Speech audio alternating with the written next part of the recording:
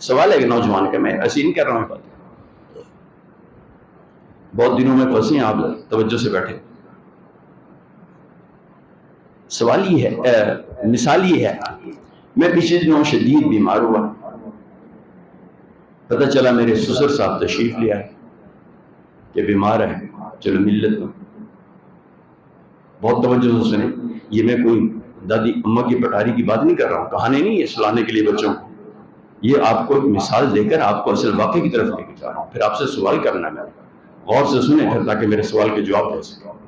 میں بیمار ہوا، میرے سسر میری بیمار پرسی کے لیے میرے گھر تشریف لائے. جب وہ میرے گھر تشریف لائے تو کمرہ تو اتنا سا ہے، یہ میں چھوٹا جا کمرہ ہے، تشریف لائے تو میرے پہلو سے لگی میری بیوی بیٹھی ہوئی تھی، ساتھ جڑی ہوئی میرے 4 بیوی، ساتھ ہی میری پہلو سے جڑی میری بیٹی بیٹھی ہوئی. توجہ سے سنیں میری جان، توجہ سے سنیں. میرے پہلو سے لگی میری بیوی بیٹھی ہے، میری پہلو سے جڑی میری بیٹی بیٹھی ہے، میرے پہلو سے جڑا میرا داماد بیٹھا ہوا. بیمار میں بہت ہوش آیا، میں نے ہوش آتے ہی کہا یار وہاں سے کاغذ اٹھاؤ، پینسل اٹھا دو مجھے. یہ کس سے کہا؟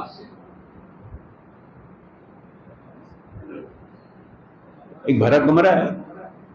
اچھا یہاں آپ دیکھ لیں، میں آپ سے ہی کہتا ہوں، بیٹھا ہوں میں نے نن سے کہا، میں نے کہا یار وہاں سے وہ پانی کا گلاس اٹھا دو. کس کو کہہ رہا ہوں؟ کس کو کہا؟ بولو یار. میں نے کہا پانی کا گلاس اٹھاؤ، کس کو کہا؟ نہیں کسی کو بھی نہیں کہا.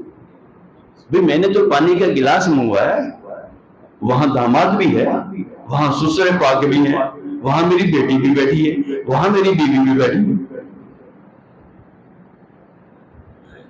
آپ مثال سنیں، فقیر کی بات پھر اس سے نکلے گی اگر توجہ ہے تو. میں نے کہا پانی کا گلاس لاؤ، سسر صاحب ساتھ بیٹھے تھے، انہوں نے کہا کوئی ضرورت نہیں. بیوی ٹس سے مس نہیں ہوئی، بیٹی وہاں سے اٹھے نہیں، داماد نے بھی کوشش نہیں کی. یہ جیسے میرے سسر صاحب کمرے سے باہر گئے، لوگوں نے پکڑ لیا اور کہا کہ آپ نے کیا خرچ ماری؟ قاری صاحب نے پانی مانگا، گلاس مانگا اور آپ نے کہہ دیا کوئی ضرورت نہیں. مجھے امانت داری سے، میری مثال سمجھیں آپ، امانت داری سے کوئی مجرم کون ہے؟ اگر جرم ہی ہے یہ، کون مجرم ٹھہرے گا؟ بھئی میرے پہلو سے لگا میرا داماد بیٹھا ہوگا، وہ میرا بیمار کرسی پہ مستقل میرے ساتھ ہے، وہ دیکھ بھال کے لیے مستقل میرے ساتھ ہے، خادم کے طور پر ہے، اس نے وقت دیا ہوا ہے 24 گھنٹے کا، شب روز میرے ساتھ ہے. میری بیٹی ساتھ بیٹھی ہوئی ہے کہ باپ بیمار ہے، میری بیوی ساتھ بیٹھی ہوئی میرے اوپر چڑھی. سسر نے کہہ دیا کہ یہ ضرورت نہیں. تو یہ 3 بھی پر بھی الزام آئے گئے نہیں کہ ان کو چاہیے تھا اٹھ جاتے. بولو دیانتداری سے بولو. نہیں سوچو، فرشتے لکھ رہے ہیں. میرا یہ مثال آپ کو سمجھ نہیں آئی کہ یہ 4 میں سے کوئی ایک پر الزام کیوں؟ انہوں نے روک دیا، مریض آدمی تھا، پانی مانگ رہا تھا، لیکن وہ 3 بیٹھے ہوئے ہیں جو گھر کے فرد ہیں. سسر جب بھی میرے گھر آئے گا، آپ کے گھر سسر آئے گا، اس کی وہ حیثیت نہیں ہوتی کسی مسئلے میں پھنسنے کی، ٹانگ اڑانے کی، جو بیٹی ہے، جو حیثیت ہے، جو داماد کی ہے، جو بیوی کی ہے. غلط کہہ رہا ہوں بھائی؟ غلط کہہ رہا ہوں. اب ایک کالے نے کہا، مثال سمجھ لی، میں آ رہا ہوں کالے کی طرف. کالے نے کہا جی نبی کی ذات عالی بیمار تھے، سیدنا فاروق اعظم ملنے کے لیے گئے. حضور کو جب ہوش آیا تو حضور نے فرمایا کاغذ قلم لاؤ، میں تمہیں کچھ لکھ دوں. توجہ سے سنیں، کاغذ قلم لاؤ، میں تمہیں کچھ لکھ دوں. فاروق اعظم نے کہا نہیں دینا. حضرت فاطمہ الزہرا حضور کی چارپائی پر موجود ہے، کیوں نہیں اٹھی؟ سیدنا علی المرتضیٰ نے شب روز وقف کیے ہوئے تھے حضور کی بیمار پرسی کے لیے، کیوں نہیں اٹھے؟ سوال بنتا ہے ایمانداری سے کوئی سوال بنتا ہی نہیں. حضرت عائشہ کا حجرہ ہے، ساتھ بیٹھی ہوئی ہیں، نہیں اٹھی. کیوں نہیں اٹھی؟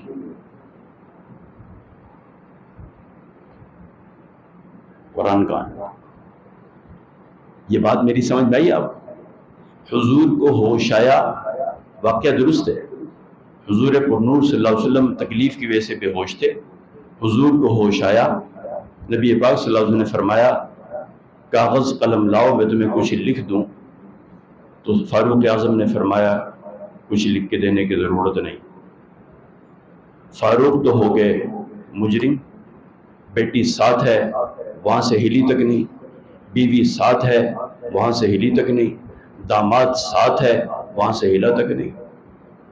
جو بندہ مستقل مریض کے ساتھ ہے، مستقل اس نے اپنی زندگی وقف کی ہوئی ہے اس کی خدمت کے لیے، دوائی مریض مانگ رہا ہے، باہر کا بندہ کہہ رہا ہے دوائی نہیں دو اور وہ بیٹھا ہوا. ہونا تو یہ چاہیے کہ سب سے پہلے سیدنا پیر مولا علی اٹھتے اور اٹھا کر وہ چیز حضور کی خدمت میں پیش کر دیتے کہ جی فاروق نے روک دی. فاروق تو باہر کا بندہ تھا، اگرچہ حضور کے سسر تھے. فاروق اعظم کی تو بیٹی کا گھر بھی نہیں تھا، وہ تو عائشہ کا گھر تھا. یہ آرڈر فاروق کو دینے کیا؟ اب یہاں ایک مسئلہ عبداللہ، صرف آپ کا ایمان بچا رہا ہوں، آپ کو اللہ کے قرآن کا واسطہ دے کر کہہ رہا ہوں، آپ کو اللہ کے قرآن کا واسطہ دے کر کہہ رہا ہوں، آپ کا ایمان بچا رہا ہوں. صرف آپ کے ایمان کی فکر کے ساتھ یہ بات کہہ رہا ہوں. اللہ کی ذات کو حاضر ناظر جان کر اللہ کا قرآن ہاتھ میں لے کر اپنی قبر کو سامنے رکھ کر یہ سر پہ میرے قرآن ہے. حضور نے کاغذ قلم مانگا، ان تینوں میں سے بھی دینے کا حق تھا شرعاً، انہوں نے نہیں دیا. سیدنا فاروق اعظم نے صرف ایک جملہ فرمایا ہے، اس پر جو کہانی گھڑی ہے کالوں نے، اس پر جو خرافات بکی ہیں کالوں نے، میں کہتا ہوں کتے نے بھونکنا یاسین کبھی نہیں پڑھنی، ہمیں ان سے کوئی خیر کی توقع نہیں. لیکن تم سنی کہلاتے ہو، مسلمان کہلاتے ہو، صرف تمہیں بات پہنچا. سیدنا فاروق اعظم نے فرمایا ہمارے پاس اللہ کا قرآن ہے، وہ کافی ہے، کسی اور چیز کی ضرورت نہیں. اگر یہ اتنا اہم مسئلہ تھا، علی شیر خدا موجود ہیں، کاغذ قلم کیوں نہیں دیا؟ حضرت عائشہ موجود ہیں، کاغذ قلم کیوں نہیں دیا؟ حضرت فاطمہ الزہرا کی ذات عالی سید کائنات موجود ہے، کاغذ قلم کیوں نہیں دیا؟ فاروق اعظم پہ الزام کیوں نہیں؟ فاروق اعظم کے فقط اتنے الفاظ ہیں کہ ہمارے پاس اللہ کا قرآن ہے یا رسول اللہ ہمیں کافی ہے. حضور نے جو ارشاد فرمایا تھا وہاں جملے یہ ہیں کہ مجھے کاغذ قلم دو، میں تمہیں کوئی بات لکھ دوں، تم گمراہ نہیں ہو. فاروق اعظم نے فرمایا کہ اس وقت ہمیں اس کی ضرورت نہیں، قرآن مجید کافی ہے. اس پر جو کہانی گھڑی وہ یہ ہے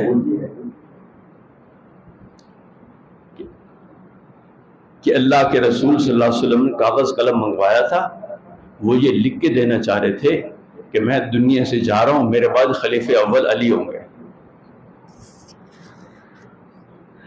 یہ خلافت کے بارے میں حضرت فاطمہ الزہرا کے ذہن میں بھی نہیں آیا کہ میرا ابا یہ لکھ کے دینا چاہ رہے تھے. جی میں یہ حضرت عائشہ کے ذہن میں بھی نہیں آیا کہ پیر مولا علی کے بارے میں کچھ لکھ کے دینا چاہ رہے تھے. حضرت علی خود امام الصحابہ سیدنا صدیق اکبر کے ساتھ مشیر کے طور پر رہے، مشیر خاص کے طور پر رہے. جب تک حضرت ابو بکر زندہ رہے یہ مشیر خاص تھے، اس مسئلے میں چپ رہے. فاروق اعظم کا 12 سالہ دور ہے، ان کے پورے دور خلافت میں علی المرتضیٰ نے کہیں نہیں کہا یار فاروق بڑی زیادتی کی، میرے تو خلافت اول خلیفہ بلا فصل لکھ کے دے رہے تھے، نہیں کہا. عثمان غنی کا زمانہ خود اپنے دور میں اعلان فرما دیتے. علی نے پوری زندگی میں ایسا کوئی جملہ باوجود کہ سسر کے ساتھ بیٹھے ہوئے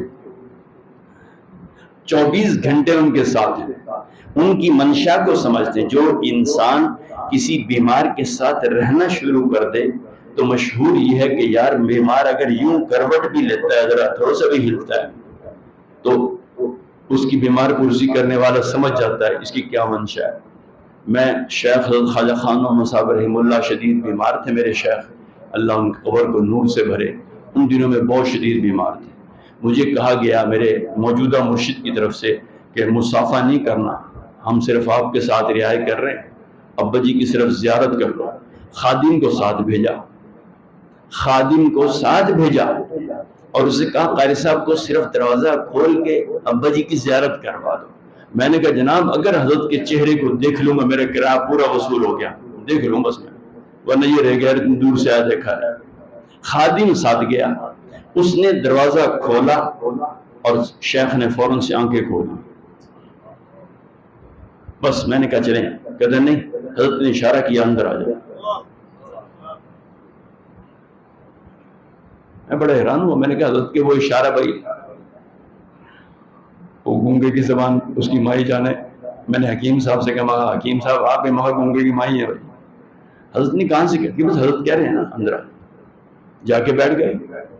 حضرت کے ہونٹ ہلکے سے ہیلے اور حکیم صاحب کہنے لگے حضرت فرمانے پن قاری صاحب خیریت نہ لو. میں نے کہا حضرت آپ کی خیریت کے ساتھ میری خیریت ہے. جو لوگ بیمار کے ساتھ رہتے ہیں اس کی عادات سے واقف ہو جاتے ہیں، اس کا تھوڑا سا ہلنا بھی ان کو سمجھ آتا ہے کہ یہ اس وقت ان کی یہ منشا ہے. یہ کہانی حضرت فاروق اعظم پہ ڈال کہ وہ خلیفہ اول بلا فضل آئے سیدنا علی کو لکھ کے دینا چاہ رہے تھے. فاروق اعظم نے کہا قلم دوات نہیں دینا. یہاں ایک اور جملہ بھی کہہ دیا، یہ قرآن میرے سر پر ہے، اللہ کی قسم دنیا میں جھوٹ بڑے بڑے لوگوں نے بولے، بڑے بڑے لوگ کذاب گزرے، بڑے بڑے بہتان باندھنے والے گزرے، بڑے بڑوں نے فراڈ کیے، بڑے بڑوں نے دجل کیا، بڑے انہوں نے ڈرامہ کیا، لیکن اللہ کی قسم جن لوگوں نے، جس طبقے نے، اس کالے طبقے نے جو فاروق اعظم پہ یہ بہتان باندھا، میں سچ کہہ رہا ہوں سارے جھوٹ، سارے جھوٹے، سارے کذاب، سارے بہتان باندھنے والے، سارے حرامی، سارے دلے، سارے دابڑ دلے اکٹھے کر دیں، ان سے پیچھے ہیں کہ حاجی کے سیدنا فاروق اعظم نے فرمایا اس کا تو دماغ ہل گیا. میں نے آپ سے ایک بات کہی تھی کہ دو باتیں ہیں، اگر ہم ان کی ایک بات کو بھی تسلیم کر لیں تو سب سے پہلے یہ حرف اللہ کی ذات پر آتا ہے کہ اللہ کا انتخاب فضول تھا. ماننا پڑے گا کہ قرآن ہے میرے ہاتھ میں ایسے نہیں کہہ رہا ہوں جذباتی ہو. اگر یہ باتیں ہم اصحاب رسول پر ان کی طرف سے باندھے گئے جھوٹ بہتان اگر ہم تسلیم کر لیں، سب سے پہلے ہمیں اللہ کی ذات کو چھوڑنا پڑے گا. چھوڑو اللہ واللہ کیا ہے، اس کے انتخاب ٹھیک نہیں. نیچے اتریں، اس کے بعد پھر ہاتھ سے جائے گا نبی کی ذات. باقی جب نبی چلا گیا اللہ جا، باقی کیا چھنکنا بچ گیا؟ کیا بچا؟ جھنجھنا. نہ اللہ رہا نہ رسول رہا. قرآن کہتا ہے یہ رسول بولتا نہیں اپنی منشا، اپنے چاؤ، اپنی خواہش سے، اس کی زبان پر میں اللہ بولتا ہوں. حضور بول رہے ہیں عمر دے دے، عمر دے دے، عمر دے دے، عمر دے دے، تیرے دین کی عظمتوں کے لیے چاہیے مجھے، تیرے دین کی سربلندی کے لیے چاہیے، تیرے دین کو چار چاند لگا دے گا. نبی کہہ رہے ہیں یا اللہ عمر دے دے، اور اللہ نبی کی ذات عالی کو خود بلا رہا ہے، اس کی زبان پر بول بھی اللہ رہا ہے. اور فاروق کا انتخاب یہ ہے کہ نبی کو پاگل کر رہا ہے. تو اللہ نے کہ انتخاب ٹھیک ہوئے غلط ہوا. پھر نبی کی ذات کس بندے کو مانگ رہی؟ اس بندے کو مانگ رہی جس نے یہ گل کھلانا تھے. کبھی سوچا ہے کہ ہم ایک ایک بات کو لے کر اصحاب رسول پر سوچتے ہیں فلاں نے یہ کہہ دیا، فلاں نے یہ کہہ دیا. ہاں قرآن ہمارا ساتھ مٹ گیا ہے کہ ہم ان کتوں کو سنیں اور پھر کہیں جناب جو کچھ کہہ رہے ہیں وہ یہ کہہ رہے ہیں، وہ یہ کہہ رہے ہیں. میرے پاس تو اصحاب رسول اہل بیت کو دیکھنے کے لیے دو چیزیں ہیں. یہ دو آنکھیں اللہ نے چہرے پر دی ہیں اور ان کو دیکھنے کے بھی دو ذریعے دی ہیں. جیسے چہرے کی دو آنکھیں ہیں، اصحاب رسول کو پڑھنے کے لیے دو ذریعے ہیں. قرآن ہے، حضور کے فرامین ہے. قرآن ہے، اللہ کے رسول کے ارشادات ہیں. تیسری بات رہی تاریخ کی. تاریخ کو میں ہمیشہ کہا کرتا ہوں تاریخ تو تیری میری عورت کے حیض کے کپڑے ہیں. تاریخ تو تیری میری عورت کے حیض کے کپڑے ہیں. وہ اصحاب رسول پہ فٹ کریں گے تاریخ کے جملے. اس میں تو بہت کچھ بکواس ہے. سارے صحابہ ہاتھ سے جاتے ہیں. تاریخ کو اگر ہم مان لیں، ایک بات یاد رکھیں، فاروق اعظم کا فقط یہ جملہ کہ ہمارے پاس قرآن ہے، نبی کی ذات کے یہ منشا کہاں سے پتہ چل گئی؟ علی کو پتہ نہیں چلی، عائشہ کو پتہ نہیں چلی، فاطمۃ الزہرا موجود ہے کسی کو پتہ نہیں چلی کہ حضور حضرت علی کے بارے میں لکھ کے دینا چاہ رہے تھے خلیفہ اول بلا فصل ہوں گے، جن کے بارے میں لکھ کے دینا جا رہے تھے ان کو پتہ نہیں، باہر کے چوڑوں کو پتہ چل گیا کہ فاروق اعظم نے سارا کام خراب کر دیا۔ فاروق اعظم جانتے ہیں کون ہے؟ فاروق اعظم کی زبان پر خود نبی بولتا ہے، حضور کی زبان پر اللہ بولتے ہیں، فاروق کی زبان پر نبی بولتا ہے۔ اللہ کے رسول نے ایسے نہیں فرماتے تھے، یہ دروازہ اگر نبوت کا بننا ہوتا ہے نا، ساری خوبیاں فاروق میں تھیں، اسے نبی بننا تھا۔ اب یہاں ایک سوال یہ بھی کوئی کر سکتا ہے کہ ابو بکر کہاں گئے جی؟ حضور فرما رہے ہیں نبی تو ہونا چاہیے تھا فاروق کو، ابو بکر کا کوئی ذکر نہیں۔ اور ابو بکر کا ذکر تو ہے اسی میں، ابو بکر کا تو اس میں ہے ہی ذکر۔ جب کوئی پہلوان کو کوئی چیلنج کرتا ہے نا جی، تو اس کے کئی شاگرد کہتے ہیں اے ہم سے مقابلہ کر، استاد کو چھوڑ، ہم تو یہ دیکھ لیں گے، چھوڑ استاد کو، استاد تو استاد ہے ہمارا۔ ارے ابو بکر تو ابو بکر ہے، جس فاروق میں یہ خوبی ہیں کبھی غور کیے امام صحابہ میں کیا کیا خوبی ہوں گے ابو بکر میں؟ عجیب ہے۔ حضور نے ویسے وہ فرما دیا، حضور کے یہ الفاظ بتلا رہے ہیں کہ جس دوسرے درجے کے نبی صحابی میں، خلیفہ ثانی میں، یہ خلیفہ ثانی بھی عجیب جملہ ہے، اس کے ثانی کے مطلب یہ نہیں ہے مولوی بیٹھے ہوئے کہ یہ دوسرے خلیفہ تھے، نہیں، میں کہتا ہوں ایسا خلیفہ دنیا میں ثانی نہیں ملتا ہے۔ حضور کے الفاظ میں ہی ابو بکر کا مقام چھپا ہوا ہے۔ فرمایا اب اگر میرے بعد پیغمبر ہوتا تو فاروق ہوتا، اسی لفظ میں بتلایا جا رہا حضور کی طرف سے، اے دیکھو انیا جن فاروق کے عالم یہ ہے خوبیوں کا، ابو بکر کا مقام کیا ہوا؟ وہ تو ہے ہی ہے مسلم۔ ایک تو یہاں بات ذہن میں رکھیں کہ یہ بہت بڑا جھوٹ، بہت بڑا دجل ہے فاروق اعظم۔ نمبر 2 کہتے ہیں جی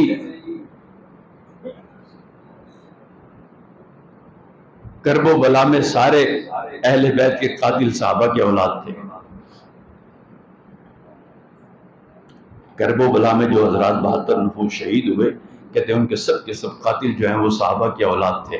میں قرآن میں یہ بات ثابت کر سکتا ہوں کہ اللہ نے بڑے بڑے جلیل القدر پیغمبر دنیا میں بھیجے ہیں، باپ، ماں، بیوی، اور بیوی اس نے بھی کہہ دیا صاف میں نہیں مانتی تو یہ پیغمبر عمر۔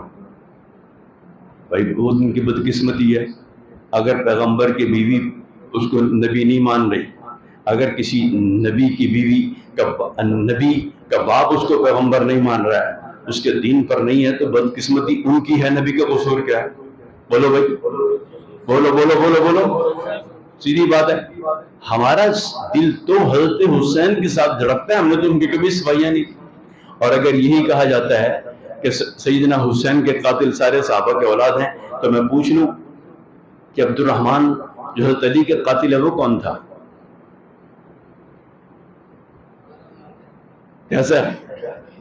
پوچھا جا سکتا ہے نا کہ یہاں تو تکلیف ہی ہے، یہاں تو چرونے ہیں، یہاں تو منہ میں بواسیر ہے کہ سارے قاتل حضرت حسین کے سارے قافلے کے قاتل حضرت صحابہ کی اولاد ہیں۔ عبد الرحمن ابن ملجم کون تھا جو حضرت علی کے قاتل ہے؟ کبھی چھان بین کی ہے؟ کون تھا؟ کون تھا؟ بتلا دوں عبد الرحمن ابن ملجم کون تھا جو حضرت علی کے قاتل تھا؟ یہ وہی تھا جو حضرت امیر معاویہ کے خلاف جو جنگ ہوئی، اس میں یہ حضرت کی جنگ، اس کے فوج کا سپہ سالار تھا حضرت علی کی، اور یا علی یا علی یا علی یا علی تیرے چاہنے والوں کی خیر کرتا تھا۔ جب حضرت علی نے اس کے ایک دھول مارا خواستوں کی وجہ سے تو مخالف ہو گیا، تو حضرت علی کی فوج میں پہلے وہ تھا، اب کیا کہیں گے آپ؟ کیسا ہے؟ عبد الرحمن ابن ملجم حضرت علی کے ساتھ رہا، صحابہ کے جو آپس میں اختلاف ہوئے ان جنگوں میں شریک رہا، اور وہاں یا علی مدد کے نعرے لگاتا تھا۔ اور علی تیرے چاہنے والوں کی خیر ہے، سب کچھ ہوتا تھا. جب حضرت علی نے اس کی حرکتیں دیکھی تو اختلاف ہوا، پھر حضرت علی کو قتل کر دیا. یہاں کیا کہیں گے یار؟ کل تک تو علی کے نعرے لگاتا تھا. یہ تو کوئی بات نہیں. حضرت عیسیٰ اس دنیا میں اللہ کی مخلوق میں سب سے قیمتی، سب سے اعلیٰ خون نبی کا ہوتا ہے، سب سے اعلیٰ عرفہ خون نبی کا ہوتا ہے.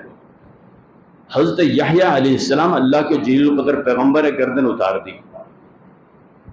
ہم کیا کہیں گے؟ وہ حق پر نہیں تھے؟ نہیں، ان کو یہ شہادت کی سعادت ملنی تھی. اس بدبخت کے مقدر میں جہنم لکھی جانی تھی، لکھی گئی، ہمیں تو کوئی پریشانی نہیں. حضرت زکریا کو یوں آرا رکھ کر 2 حصوں میں بانٹ دیے گئے. حضرت یوسف کے والد جلیل القدر پیغمبر نے جس نے یہ حرکت کی وہ جہنم میں گیا، اس کے مقدر میں جہنم تھا. حضرت زکریا کو شہادت ملی تھی، بات ختم ہو گئی. ہمارے یہ دل حضرت حسین کے ساتھ دھڑکتے ہیں، یزید کے ساتھ نہیں. اور میرا عقیدہ یہ ہے، میرا عقیدہ، میرا مسلک، میں آخری بات کر رہا ہوں، میرا عقیدہ، میرا مسلک بالکل ٹھوس اور انتہائی روز روشن سے زیادہ واضح ہے. وہ کیا ہے؟ جو انسان اس دھرتی پر، اللہ کی دھرتی پر بسنے والا جو انسان ہلکا پھلکا بغض بھی حضرات اہل بیت اطہار کا دل میں رکھتا ہے، اللہ کی قسم اس کی ماں کے ساتھ 100 یہودیوں نے کالا منہ کیا تب ایسا کمینہ پیدا ہوا. کیسا واضح عقیدہ ہے. جو اہل بیت اطہار کے کسی فرد کا تھوڑا سا بھی بغض اپنے سینے میں رکھتا ہے، اس بدبخت کی ماں کے ساتھ 100 یہودیوں نے کالا منہ کیا تب یہ خنزیر پیدا ہوا. اور جو انسان ایک صحابی رسول کے جس سے بغض رکھتا ہے، اہل بیت اطہار سے محبت کی آڑ میں، اللہ کی قسم 1000 یہودیوں نے اس کی ماں کے ساتھ کالا منہ کیا تو یہ کمینہ پیدا ہوا. ہم دونوں کے غلام ہیں. حضور ملیں گے ان دونوں سے، حضور کی ذات ان دونوں سے جڑی ہوئی ہے، حضرات اہل بیت، حضرات صحابہ کرام. ہم دونوں کے احترام کرتے ہیں.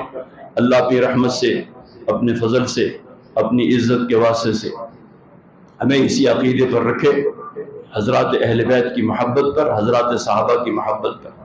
اور تیسری آخری بات یہ ہے کہ کہتے ہیں جی صحابہ حضرت حسین کے ساتھ جنگ میں کیوں نہیں گئے؟ انہوں نے زیادتی کی ہے.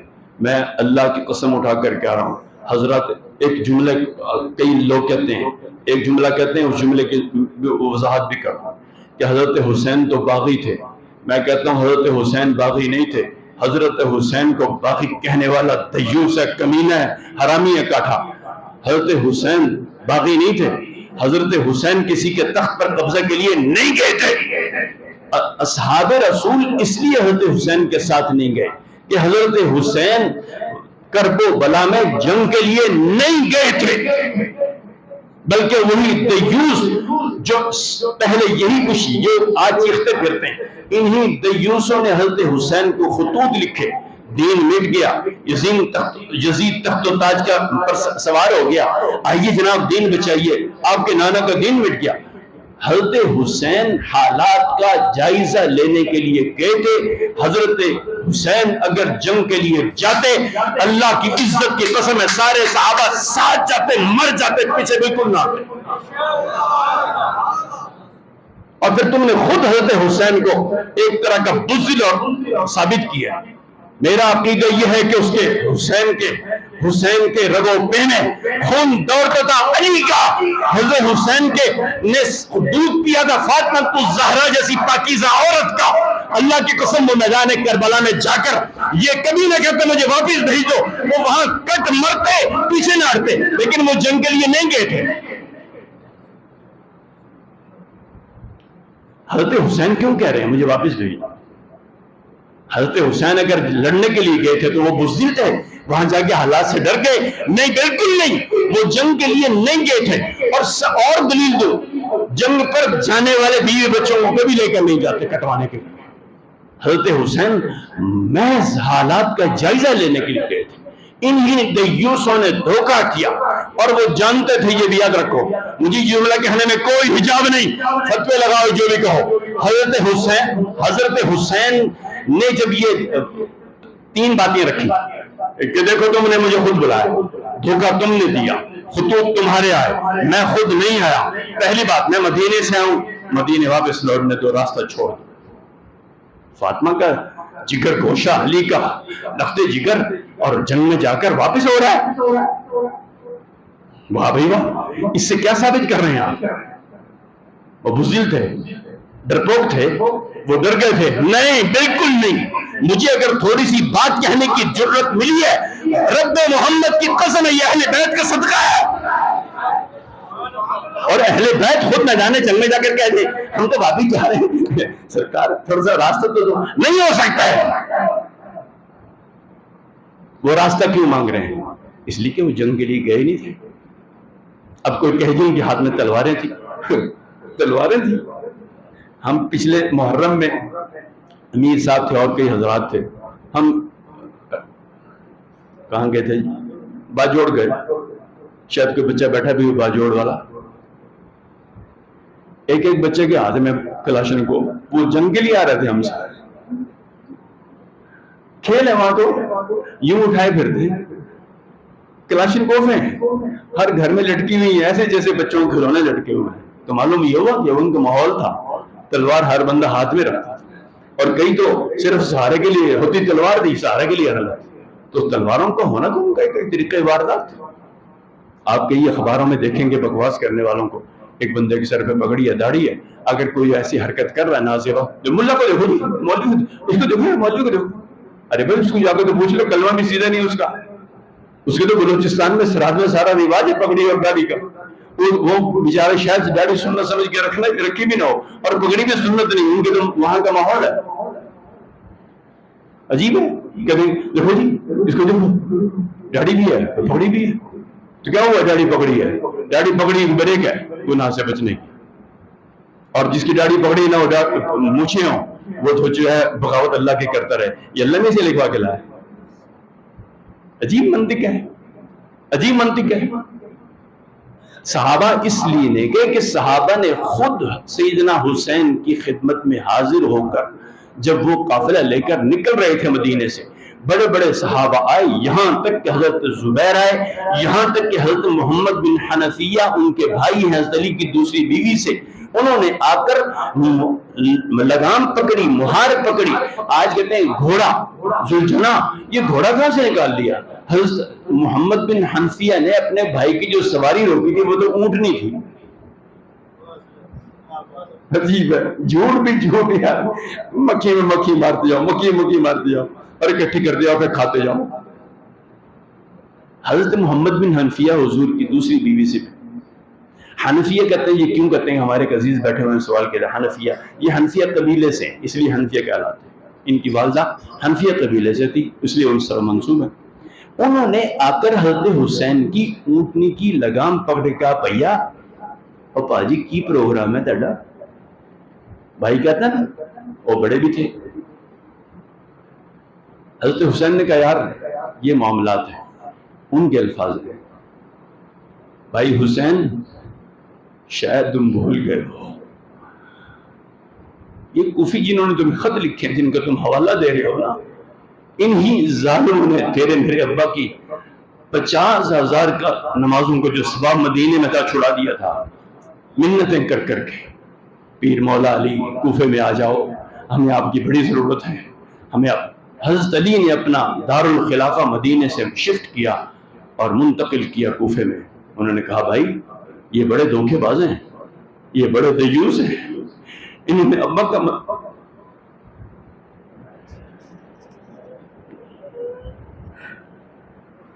ان کمینوں نے ابا کا مدینہ چھڑا دیا, نبی نانا کا دیار چھڑا دیا, حضور کا قرب چھڑا دیا, ان کو اتنا مجبور کیا کوفے میں جان کر, اور پھر تمہیں بھول گئے ہو کہ ان ظالموں نے باپ کو بلا کر ہمارے باپ کے ساتھ حشر کیا کیا. حضرت حسین پر ایک ہی بات تھی, وہی دھوکے بازوں کا ایک جملہ کہ دل مٹ گیا, دل مٹ گیا, دین مٹ گیا. اور اہل بیت دین کو مٹتا دیکھ لے. میں نے کہا نا جو انسان اتنے سے جملے پر جذباتی ہو کر چل پڑا, بیوی بچوں کو بھی ساتھ لے کے, میرے نانا کا دین مٹ رہا ہے. میں وہاں دیکھ کر رہا ہوں کیا حالات ہیں. آخر یہ جو خطوط ہیں 2500, اور وہ چل پڑا. اس نے وہاں جا کے کس قدر بزدلی کا ثبوت دیا اور ان کو درخواست کر رہا ہے مجھے واپس جانے دو, میری جان کو بڑا خطرہ, مجھے نہیں ہو سکتا ہے.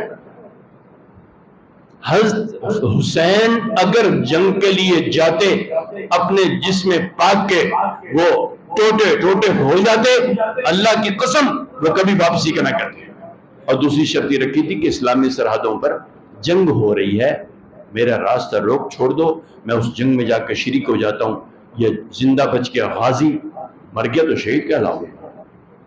اور تیسری بات بہت وزنی ہے, ہاں کہہ دوں ہمارے لیے تو بہت آسان ہے, ہمیں ہضم ہو جائے گی, اس لیے کہ ہمارا تو عقیدہ ہے جو کچھ وہ جملے اگر ہیں اور درست ہیں تو اللہ کی قسم وہ ہماری حمایت میں, ہم اس کو مانتے ہیں.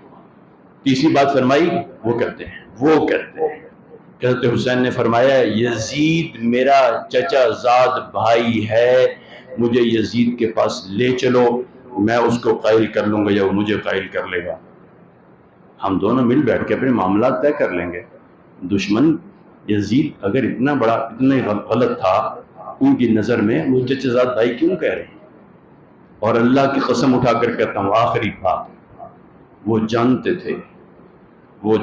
تھے یہ حسین کا چہرہ, وہ جانتے تھے یہ اہل بیت کے چہرے. ایک صحابی رسول کو ایک صحابی نے دیکھا, جب بھی کوئی اہل بیت کا فرد باہر نکلتا اہل بیت میں سے کوئی بھی, تو اس کو یوں دیکھ رہے تھے. ایک دن اس نے پوچھا ان کو دیکھا نہیں کبھی آپ نے؟ ہم بھی کہہ دیتے ہیں اور بھائی دیکھا نہیں کیا آپ نے, پہلی مرتبہ دیکھے. ان کے جملے ہیں, ان کی باہمی شیر و شکری, ان کی باہمی محبت الفت کی کوئی مثال مل سکتی؟ اس صحابی نے کہا دیکھا تو کئی مرتبہ ہے, لیکن حضور کے بعد ٹک ٹکی بن کے ان کے چہروں کو اس لیے دیکھتا ہوں کہ ہر اہل بیت اطہار کے ہر فرد کے چہرے سے حضور نظر آتے. وہ جانتے تھے کوفی, وہ دیوس, وہ کاٹے حرامی اس بات کو تسلیم کرتے تھے, دل سے جانتے تھے یہ حضرت حسین کا چہرہ جسے دیکھ کر اصحاب رسول بھوک مٹا لیتے تھے, اس چہرے کو دیکھ کر اصحاب رسول کی پیاس مٹ جاتی تھی. وہ جانتے تھے یہ یزید کے سامنے آ گیا تو سارے ہمارے پور کھول دے گا, اور یزید نے ہمیں ایک ایک کو ٹانگ دینا. انہوں نے ان کا کام پورا کیا. ایک ہی بات ہے, وہ یہ ہے کہ یزید تھا, حسین ہے. یزید تھا, حسین ہے. ایک نعرہ پوری قوت کے ساتھ جو میں لگوا رہا ہوں, اتنا زور سے نعرہ لگاؤ کہ تیرے ملتان کے در و دیوار ہل جائے. میں نے کہنا ہے کربلا کا شاہ حسین, آپ نے کہنا ہے شاہ واہ حسین واہ حسین. کربلا کا شاہ حسین, کربلا کا شاہ حسین, کربلا کا شاہ حسین. یزید تھا, حسین. ہم حسینی ہیں, ہمارے اندر حسین کا خون دوڑتا ہے, ان کی محبت کا, ان کی الفت کا, ان کی مودت کا. کیوں نہ دوڑے؟ ہم نے تو اس دین کی قدر ہی نہیں کی. جا کر پوچھو اہل بیت سے کیسے اپنے بچوں کو, بھی عورتوں کو, کیسے جوانوں کو, کیسے بوڑھوں کو اللہ کے اس دین کی سربلندی کے لیے کٹوا دیا. اور اتنی بڑی تعداد اہل بیت اطہار کے اس دین کی وجہ سے لوگ دعوے کرتے ہیں محبان اہل بیت. محبان اہل بیت صرف کہنے سے تھوڑی ہوتا, کوئی عمل بھی تو ہو. اہل بیت سے تمہارا ملتا جلتا, ہم سمجھے ہاں یار یہ ٹھیک ہے, کچھ بھی نہیں. اللہ ان ٹوٹی پھوٹی باتوں کو قبول فرما لے. کوئی اچھی بات ہو گئی ان حضرات کی برکت ہے, انہیں ان کی جوتوں کا صدقہ ہے. کوئی کمی بیشی رہ گئی, ہم انسان ہیں, کمزور ہیں, کہنے والا بھی کمزور ہے, سننے والے بھی کمزور ہیں. اللہ انہی مبارک پاکیزہ مطہر منور مزکہ مصفہ مجلہ حضرات کی برکت سے, اور ان کی مبارک اور پاکیزہ بہت بلند بالا نسبتوں کی برکت سے اللہ آپ سے بھی راضی ہو جائے، اللہ مجھ سے بھی راضی ہو جائے۔ ہم نے حضور کی پیروی کرنی ہے، ذریعہ کیا ہے؟ اصحاب رسول، اہل بیت رسول۔ ہم دونوں کو اپنی آنکھوں کی ٹھنڈک سمجھتے ہیں، دل کا سرور سمجھتے ہیں اور اپنے سر کا عمامہ سمجھتے ہیں۔